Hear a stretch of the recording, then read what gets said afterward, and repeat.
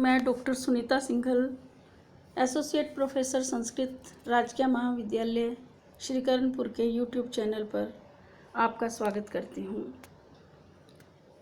कल हमने अभिज्ञान शाकुंतलम के प्रथम अंक में पढ़ा कि राजा शकुंतला को पत्नी के रूप में स्वीकार करने के लिए सभी अपने संदेहों को दूर कर चुका है।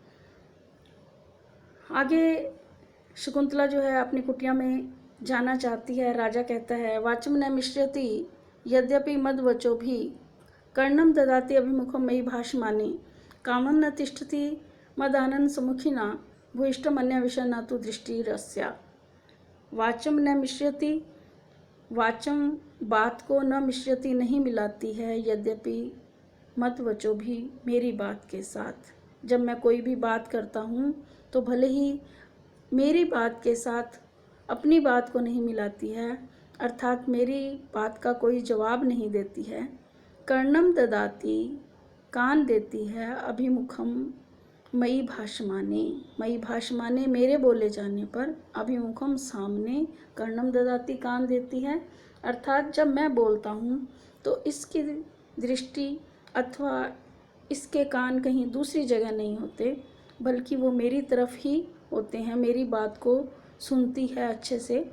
कामम न तिष्ठति मद आनंद सुमुखिना, कामम भले ही मद आनंद सुमुखिना मेरे मुख के सम्मुख न तिष्ठति नहीं ठहरती है, भले ही स्पष्ट रूप से ये मेरे सामने नहीं होती है, लेकिन भूयिष्ठम अन्य विषय न तो दृष्टि अस्या, तू लेकिन किंतु दृष्टि अस्या इसकी दृष्टि, भूयिष्ठम बहुत अधिक, अन्य विषय न दूसरे विषयों के प्रति नहीं है। फिर भी इसकी दृष्टि, इसकी सोच, इसका मनन किसी अन्य विषय में नहीं है। तो यद्यपि मदवचोपि वाचम न मिश्रति, मेरी बात के साथ अपनी बात को नहीं मिलाती, अर्थात मेरी बात का कोई जवाब नहीं दे रही है, फिर भी मयि भाषमाने अभिमुखम कर्णम ददाति, मेरे बोले जाने पर मेरी तरफ ही कान दे करके, सामने होकर के सुनती है।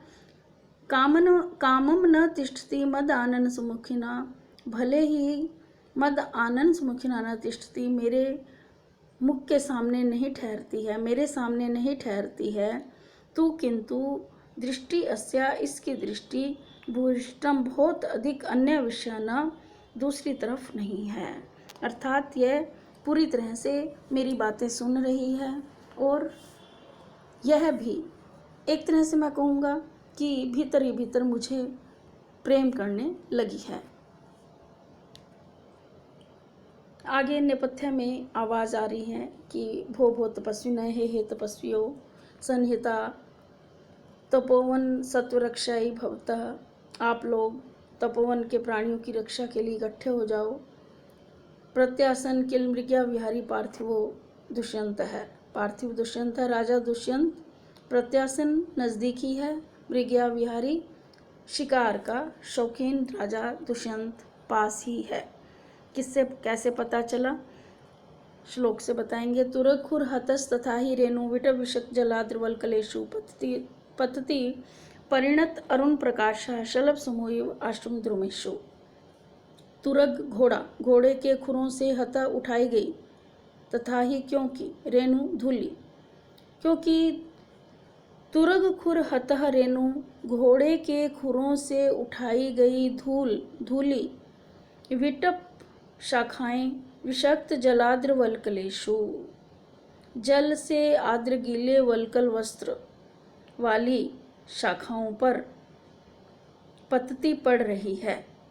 परिणत अरुण प्रकाश है, परिणत सायंकालीन अरुण प्रकाश है, सूर्य के प्रकाश के समान, सायंकालीन सूर्य के प्रकाश के समान लाल वर्ण वाली। शलभ समूह टिड्डी दल के समान। आश्रम द्रुमेशु, आश्रम के पेड़ों पर। तो आश्रम द्रुमेशु को हम विटप विषक जलाद्र वल्कलेशु यहाँ ले जाएंगे। आश्रम के पेड़ों पर जो विटप शाखाएं हैं उस पर जलाद्रवल कलेशु जल से भीगे वस्त्र डले हुए हैं, तपस्वी लोगों ने सुखा रखे हैं। इसे अलग कर लेंगे। पतती गिर रही है, क्या गिर रही है? ऊपर लाइन में आया है रेणु, धूली गिर रही है। अब धूली कैसी है? तुरग खुर हतः, घोड़े के खुरों से उठाई गई। घोड़े भाग रहे हैं, रथ के घोड़े भाग करके आए हैं, तो घोड़े के खुरों से उठी हुई, ऊपर उठी हुई, ऊपर उठ करके फिर नीचे गिर रही है, जैसे घोड़ों के खुरों से उठी हुई। और कैसी है धूली? परिणत अरुण प्रकाश है, सायंकालीन सूर्य के समान लाल रंग वाली। ऐसी रेणु धूली विटप विषक जलाद्र वल्कलेशु आश्रम दुर्मेशु, आश्रम के उन वृक्षों पर पड़ रही है जिनकी विटप शाखाओं पर जलाद्र वल्कलेशु जल से भीगे हुए वस्त्र डले हैं। पतती पड़ रही है। तो इससे क्या पता चल रहा है कि मृग्या विहारी दुष्यंत जो है वो नज़दीक ही है। अपिच और भी किससे पता चल रहा है कि दुष्यंत समीप है?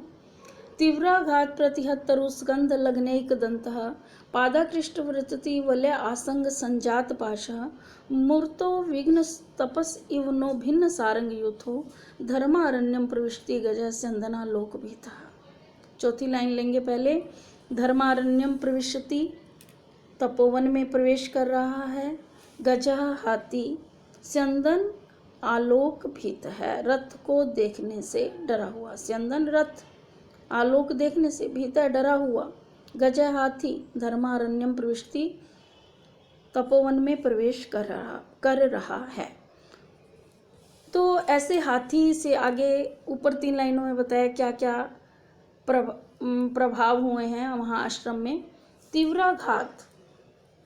आघात से प्रतिहत्तरु स्कंध लग्न एक दंतः, प्रतिहत्तरु तने के टूटने से तो तीव्राघात से प्रतिहत्तरु टूटे हुए तने में तरुस्कंद, पेड़ का तना, तरु पेड़, स्कंद तना में लग्न एक दंतः, एक दांत जिसका लग्न लग गया है, यानी एक दांत हाथी का पेड़ के तने में धंस गया है। तो प्रतिहत्तरु स्कंद लगने एक दंत है, पेड़ के तरु स्कंद, पेड़ के तने के टूटने से एक दंत जो उसका उसमें गड़ गया है। पादाकृष्ट, पैरों के कृष्ट खींचने से, वृतति वलय, लताओं के गोलाकार आसंग लिपटने से संजात पाश है, पाश बंध गया है। पादाकृष्ट, वृतति, पैरों से खिंची हुई लताओं के वल्यासंग संजात पाश है, गोलाकार लिपटने से जहाँ पाश बंध गया है। मूर्तो विघ्न तपस इव नो हमारी तपस्या के लिए, मूर्तो विघ्न इव साक्षात विघ्न के समान। भिन्न सारंग यूथो, सारंग यूथ यानी सारंग यूथ को भिन्न अलग अलग करता हुआ, तित्र बितर करता हुआ, हिरण समूह को तित्र बितर करता हुआ, अलग अलग करता हुआ, हिरणों के समूह को भगाता हुआ हाथी जो है वो जंगल में प्रवेश, धर्मारण्य में प्रवेश कर रहा है, तो पवन में प्रवेश कर रहा है। तो स्यंदना लोक भीत है, रथ को देखने से डरा हुआ। तीव्राघात प्रतिहत्तरु स्कंद लगने एक दंत है, तीव्र आघात से टूटे हुए पेड़ के तने में जिसका एक दांत लग गया है। पादाकृष्ट वृतति वलयासंग संजात पाश है, पैरों के से खींचने से लताओं के वलयासंग गोलाकार लिपटने से संजात पाश है, जिसमें पैरों में पाश बंध गया है। मूर्तो विघ्न तपस्वी, जो हमारी तपस्या के लिए मूर्तो विघ्न साक्षात विघ्न के समान है।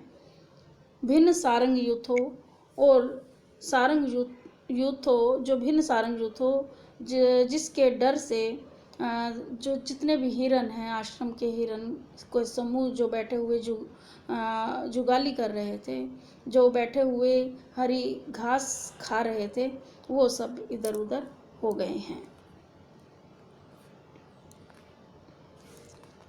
इसके बाद राजा भी घबरा जाता है। राजा कहता है कि आप लोग जाइए, सखियों को कहता है, शकुंतला को कहता है, आप लोग जाइए, हम ऐसा प्रयास करेंगे जिससे इस आश्रम में कोई कष्ट न हो।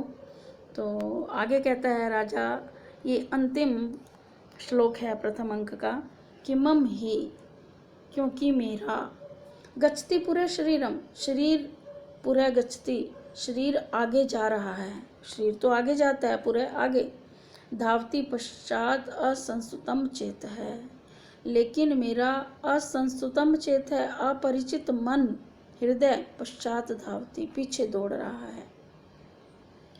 चिना अंशुकम इव केतो, चीन निर्मित वस्त्र की ध्वजा के समान, चीन अंशुक वस्त्र इव समान केतो ध्वजा, प्रतिवातम नियमानस्य, प्रतिकूल हवा द्वारा ले जाई गए, चीन निर्मित वस्त्र की ध्वजा के समान।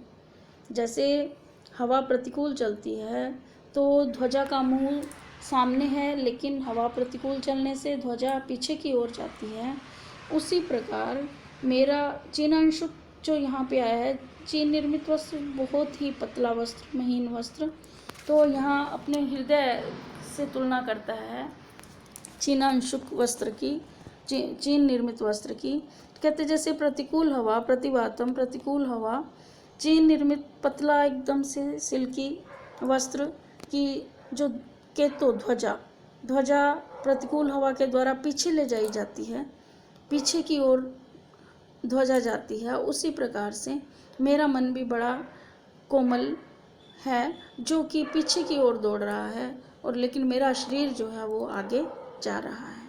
क्योंकि राजा शकुंतला से प्रेम करने लगा है, और वो जो है हस्तिनापुर जाने के लिए जैसे उसका मन नहीं है, इस तरह से उसके हृदय की स्थिति है। इसका वर्णन जो है श्लोक में है। इस प्रकार से इति निष्क्रांता सर्वे, सब निकल जाते हैं। इति प्रथमो अंक है, प्रथम अंक समाप्त। ठीक है, कल से हम फिर द्वितीय अंक शुरू करेंगे।